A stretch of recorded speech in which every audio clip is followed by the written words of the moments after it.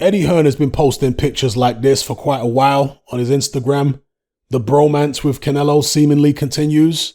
However, in the post-fight press conference following his undisputed win over Caleb Plant, Canelo Alvarez said the following, quote, "Showtime PBC Al Heyman, everybody treated me so well.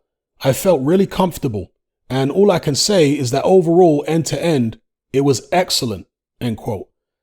So it might not be a formality that Canelo is going to return to Eddie Hearn, where we see more of this, with Canelo fighting on DAZN and talking about how Eddie Hearn is the best promoter in the world so far. I'm sure Showtime really laid it on thick with the red carpet treatment when they got the opportunity to promote one of Canelo's bouts. And any notion that Caleb Plant may get favorable treatment because he's a PBC fighter certainly wasn't reflected on the judges' scorecards, certainly wasn't reflected on the Showtime scorecards. So they were really trying to woo Canelo Alvarez with this whole event and experience. And for me, Canelo obviously should go wherever he wants to go, should work with whoever he wants to. I like the fact that he's independent. It's one of the great things about boxing is that fighters, when they reach this level, are masters of their own destiny. They're not beholden to any kind of giant promotional company like UFC, for example. In UFC, they do great stuff, great bouts or whatever, but the fighters don't have the same level of power and independence as the elite fighters like Canelo do in boxing. And I prefer that. But either way, Canelo should go wherever he feels like he wants to go.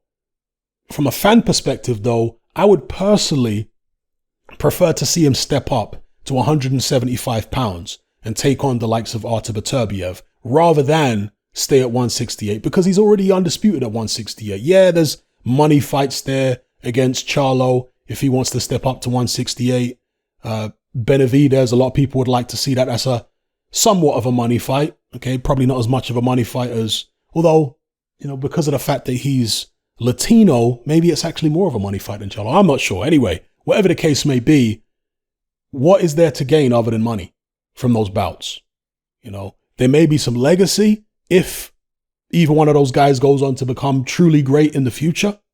But as of right now, from a legacy perspective, and that's really what Canelo seems to be aiming for, is legacy bouts, it would make more sense to step up to 175 and take on Beterbiev. Try and become undisputed there. Now, a few years ago, I would have said, that's madness. Beterbiev, too big, too strong. He's an absolute beast. He's a freight train. We saw what he did to Vozdek, but he's been pretty inactive. His performances have been inconsistent. And he's up there in age now, Artur Beterbiev. And the older you get, the more difficult it is to make weight. And he was already a ginormous light heavyweight to begin with. So is he going to be as strong now as he was a few years ago? Since he's still making this 175 pound weight limit, maybe now's the right time for Canelo to get him. So me personally, I'd like to see him push the envelope and go up to 175, see what he can do there. Because again, he's already got all the belts at 168. He's done everything he needs to do in that weight division. And therefore, the networks he should be looking to work with are ESPN. You know, I'm sure Bob Arum would love to have Canelo fight on ESPN and one of his promotions against Artur Beterbiev. I'm sure he would roll the red carpet out and lay it on thick as well. So Canelo's got options here. He's the master of his own destiny. And as a fan, that's personally where I'd like to see him go next, is work with ESPN.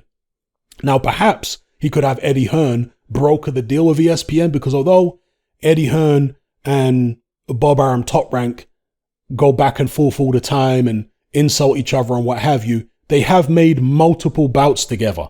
I know that the Tyson Fury bout against Anthony Joshua didn't happen, but they've made many other fights together. So they can do business. It's been proven time and time again.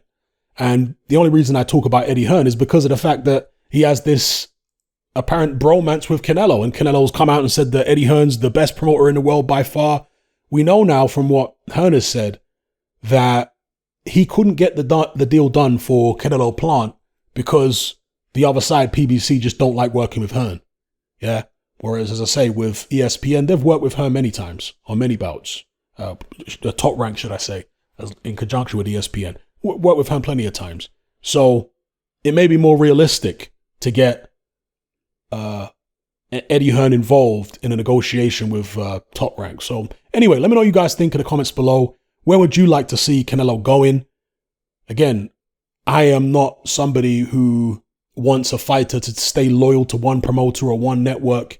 For me, the zenith for a fighter is when they can move around and be their own boss the way Canelo is right now, the way Mayweather did. They're not tied to one network. They're not tied to one promoter. They are the star. They are the boss of the whole operation. That's how it should be. So, yeah. Now, from a stylistic point of view, from a fighting point of view, I can understand why there are people out there who like the Benavidez bout. I get that. I can understand why there are people out there who like the Charlo bout. I like both fights, by the way. But again, you can't fight everybody. You know, I mean, in multiple divisions, you may be able to fight everybody in one division. You may be able to fight everybody in two divisions. But if you're talking about every division you go into, you're fighting everybody there is. Even after becoming undisputed, you're taking on all the other contenders. You're bringing people up from lower divisions to fight them. You're not going to be able to do that every time. You know, you're going to have to keep it pushing. There are going to be some fighters who are left disappointed. What more can you do than become undisputed? Why tread water then at that weight division? Why not go up to 175 again? You know, that's my way of looking at it. Maybe you've got a different perspective. Let me know what you think in the comments below.